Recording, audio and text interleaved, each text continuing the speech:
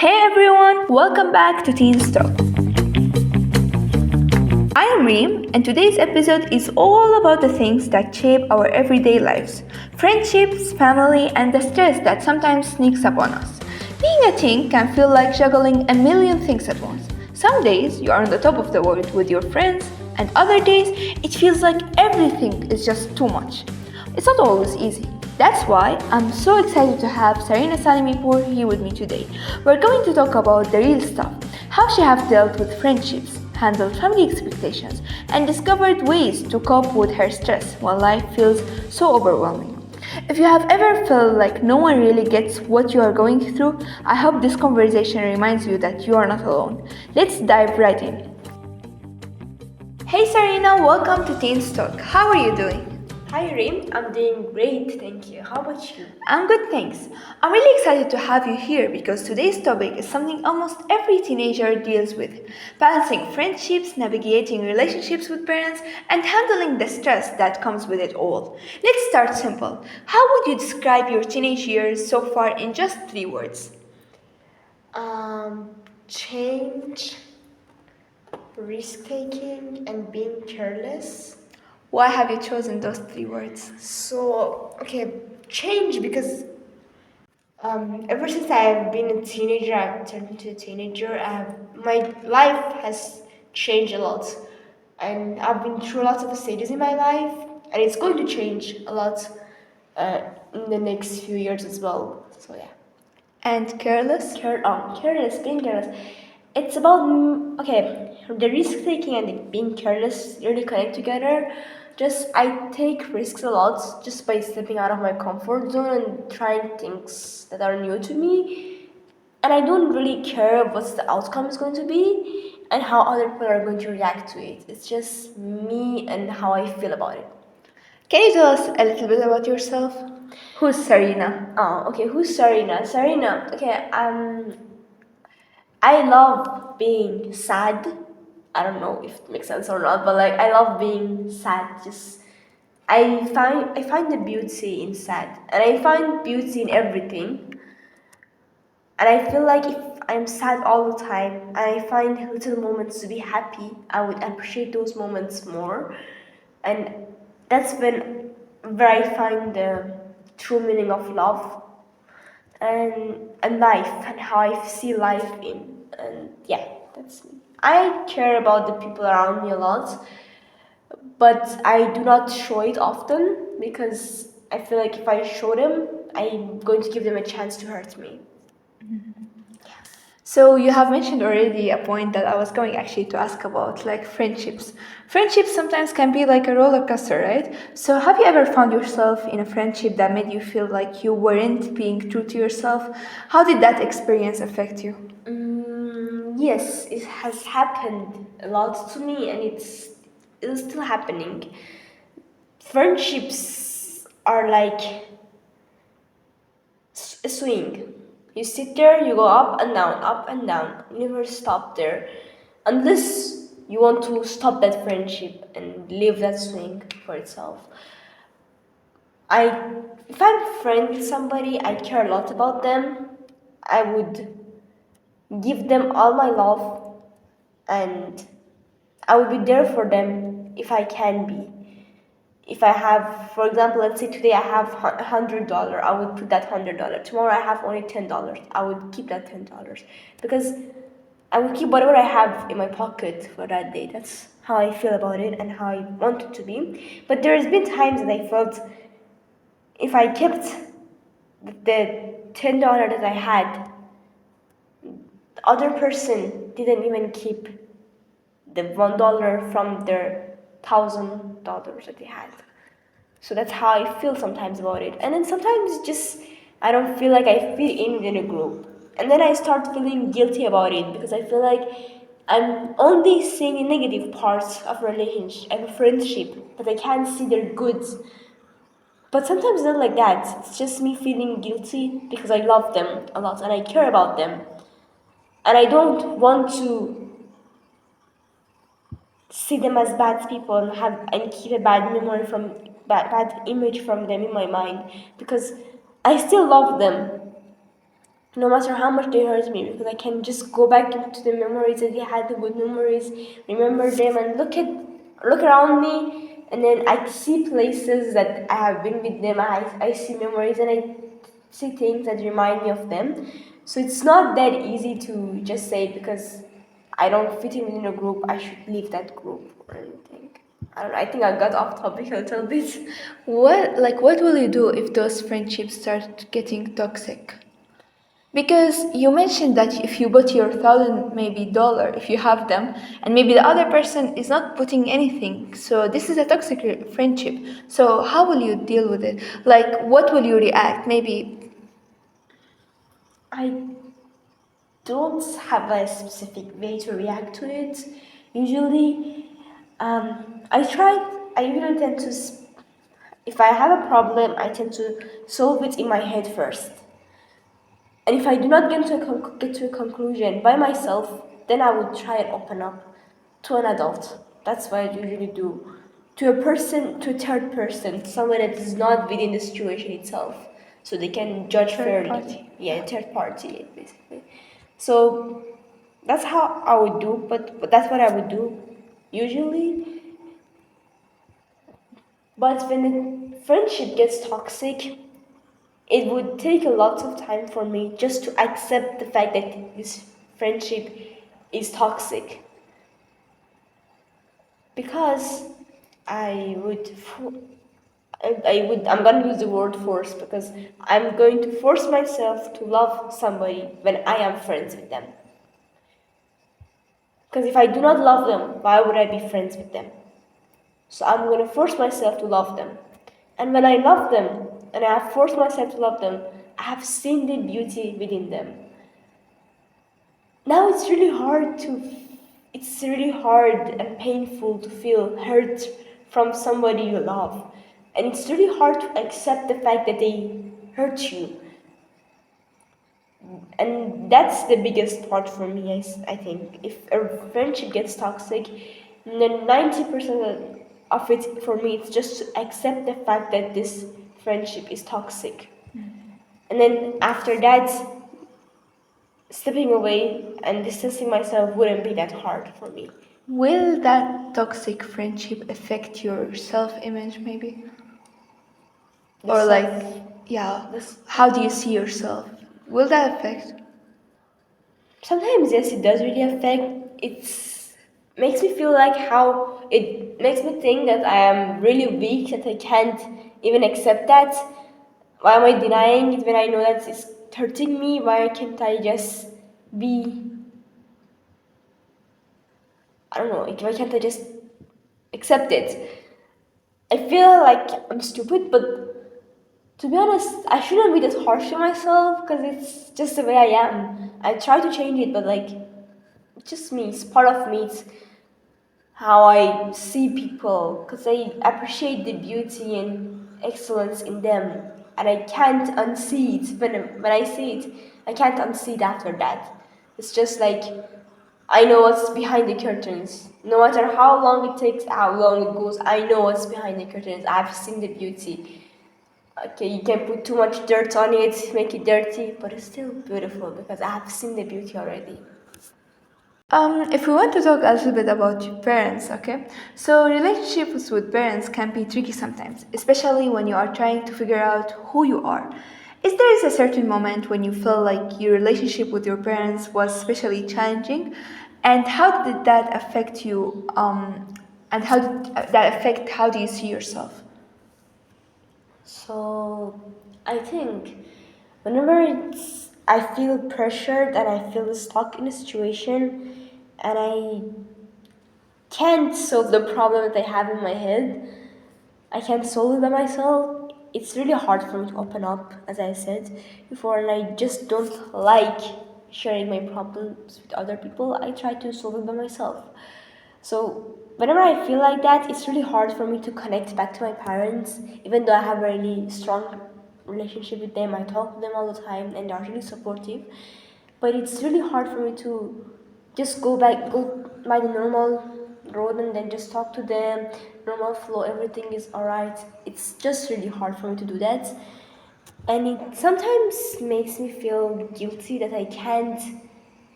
show my sad side to them a lot, and I tend to be scared or afraid of showing my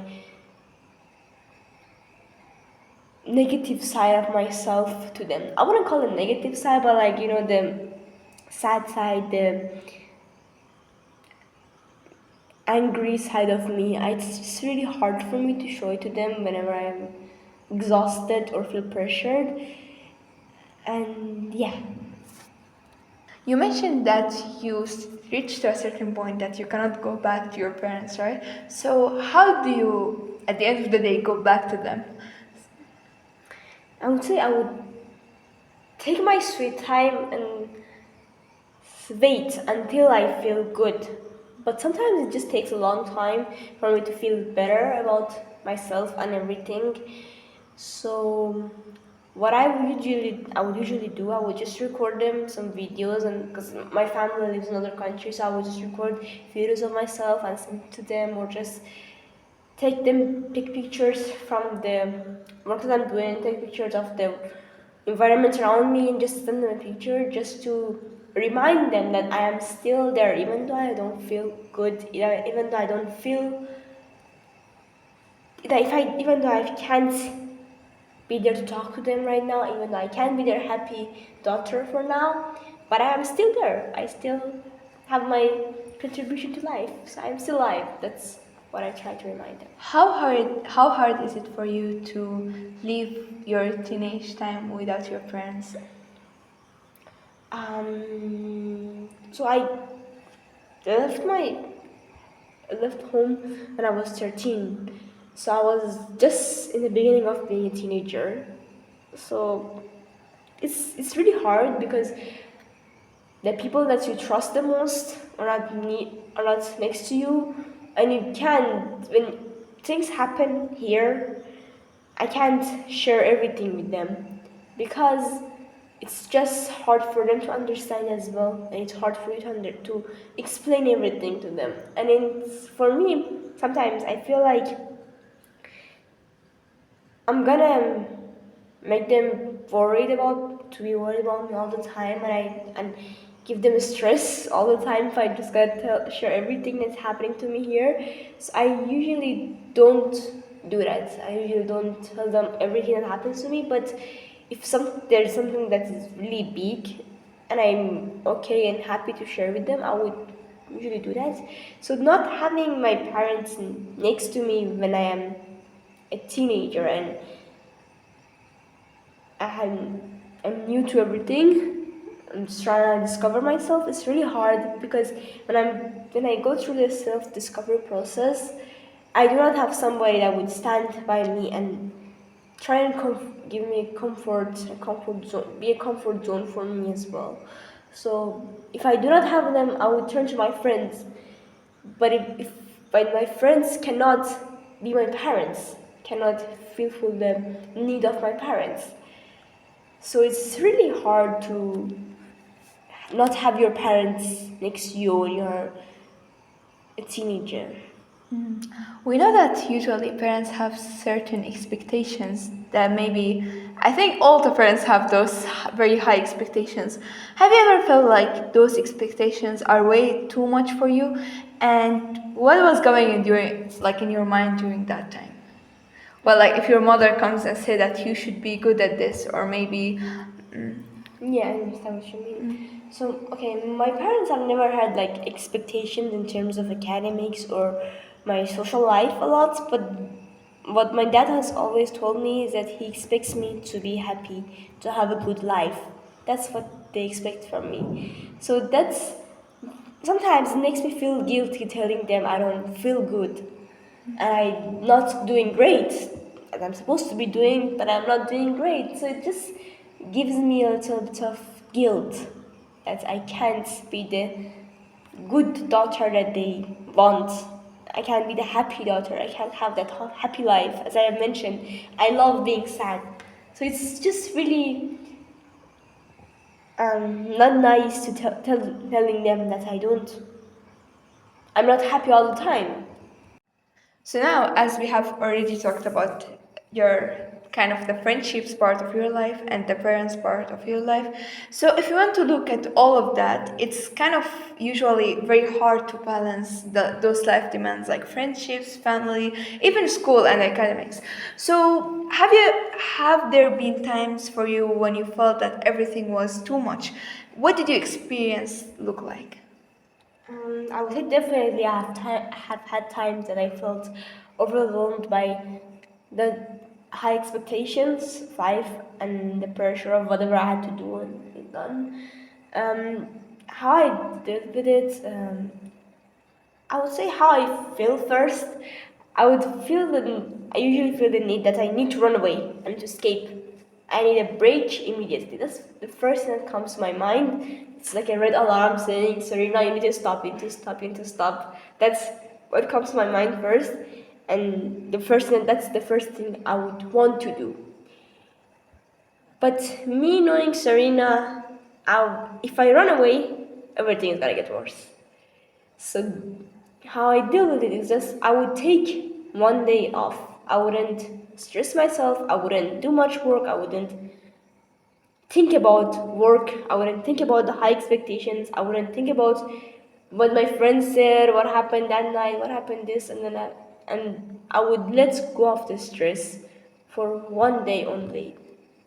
I would just try to take care of myself for a while, and then usually the next day I would start feeling better. It would still feel overwhelming, but it would eventually get better as I move on, as start getting back on track and trying to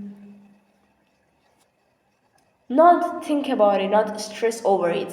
Because stress comes when you don't finish the work that you were supposed to finish, when you don't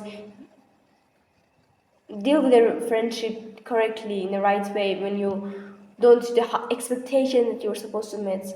And so that's where stress comes from. So if I try to organize myself and try to be flexible with myself, I would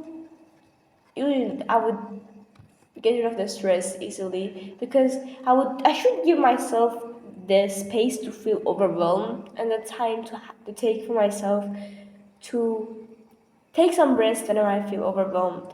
Because if I don't do that, my body will ask for it. And if my body asks for it, I cannot say no.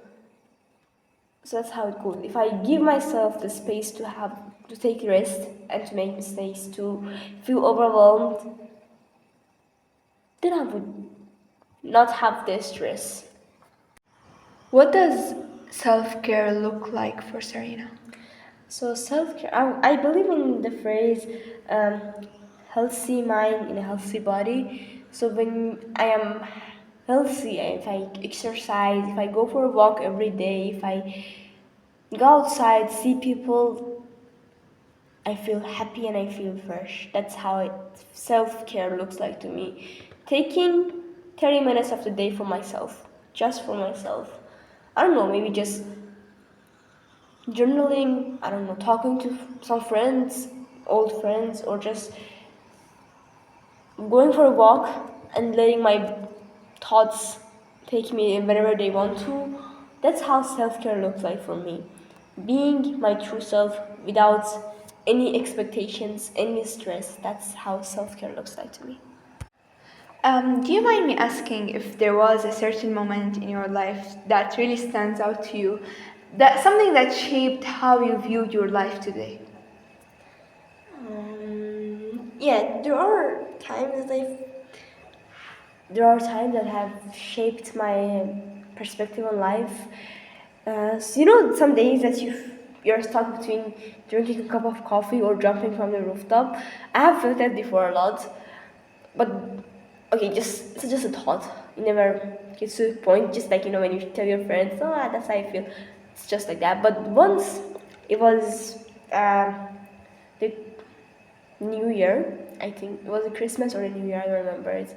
Actually, we were having a party in our residence, and the boys and the girls were there in the common room, and I went to my room. It was like around 12:30 something. I went to my room to get my phone charger. When I left my room, I looked at the stairs.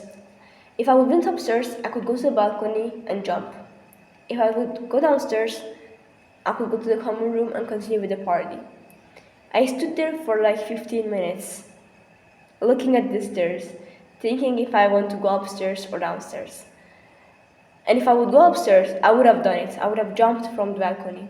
But if I would go downstairs, I would have enjoyed the night. One of my friends from downstairs called me, from the common room called me, and asked me if I'm bringing the charger or not. And I just went downstairs without thinking about it much anymore.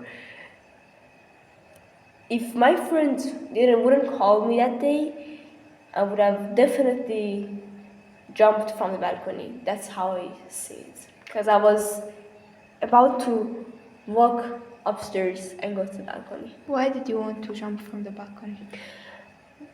I would say there are times in life that you just feel like there is no ending point to the pain and the sadness, and you can't see the happy side anymore. You start feeling nothing. So, how did that maybe strange experience shaped your life? Or changed how you view life? Okay, it sounds cliche, but like I feel like it's not my time to die yet. Like I feel like it's maybe I should give life a second chance. And I think that second chance was a good choice because when I gave a second chance, everything didn't turn out perfect, amazing, awesome, not like that, but just it started to feel better. Just because I wanted it to get better, I wanted to move out of that place, out of that zone, out of that house that I built for myself, out of pain. I wanted to move out of it.